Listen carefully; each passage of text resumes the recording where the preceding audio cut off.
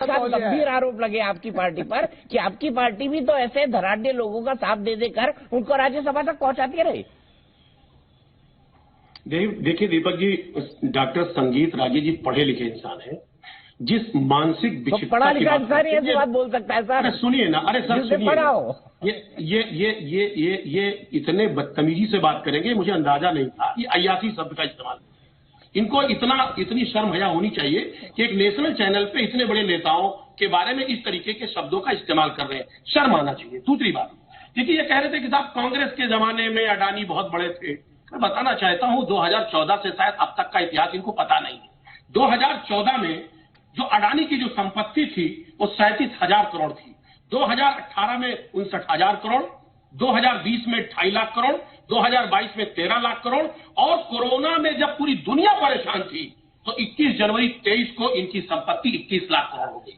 शायद आपको ये व्यवहारिक बात करते हैं डॉक्टर अजीज खान, मुझे बोलना पड़ता है। देखिए कोरोना में जो अपने घर में गाय की दूध का दूध निकाल रहा था, उसका दूध बिक रहा था ना, क्योंकि दूध पिए बिना और चाय बने बिना घर नहीं चल सकता। परचून की दुकान भी चल रही थी, सब्जियां भी बिक रही थी।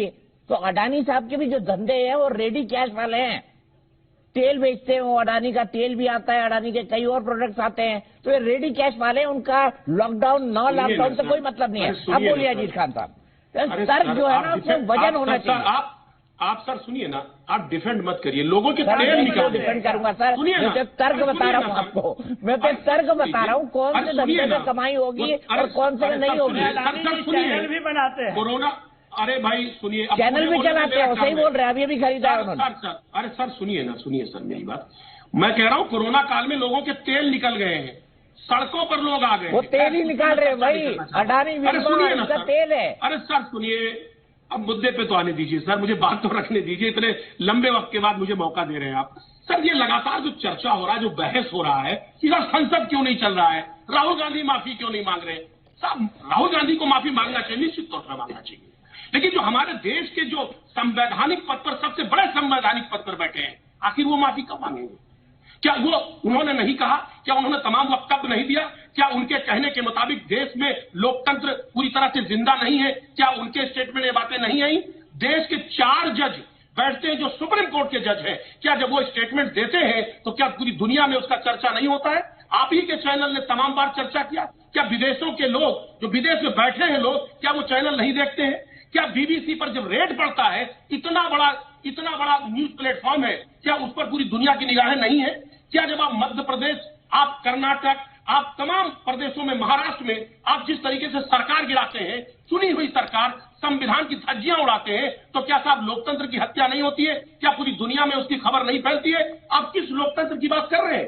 किसकी बात कर रहे हैं कि साहब यहां बात वहां बात? मैं कहना सिर्फ ये चाहता हूं कि देखिए, आप जब बात करते हैं तो आप राष्ट्र की बात करते हैं, देश हित की बात करते हैं, लेकिन वही बात जब विपक्ष करता है, वही बात जब किसान करता है, तो कहते हैं आप पाकिस्तानी हो, खालिस्तानी हो, आतंकवादी हो, देशद्रोही हो। ये नैरेटिव कैसे सेट करेंगे आप लगातार सत्ता पक्ष में बैठे हैं, आप कई दिनों से आप लोकसभा नहीं चलने दे रहे, इतना बड़ा सदन नहीं चलने दे रहे।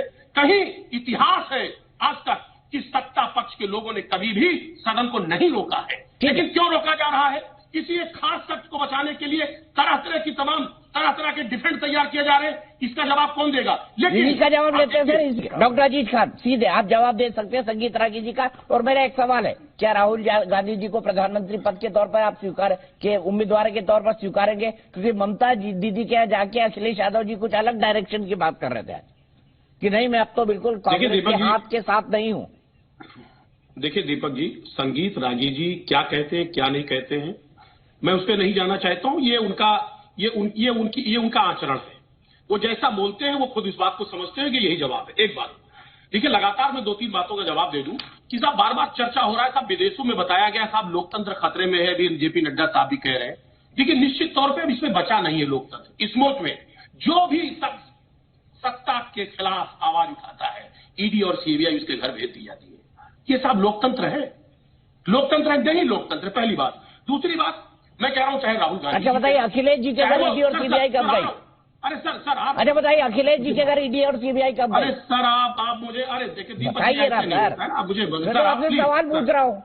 नहीं यार सवाल पूछिए रे सर। बताइए ना, कब गए अखिलेश जी के घर ईडी और सीबीआई? सर सुनिए ना, अरे सुनिए ना सर, चाहे राहुल गांधी जी हो और चाहे प्रधानमंत्री मोदी जी हो, जो भी देश की असीमता से खिलवाड़ करेगा हम उसके खिलाफ हैं, उसके खिलाफ है।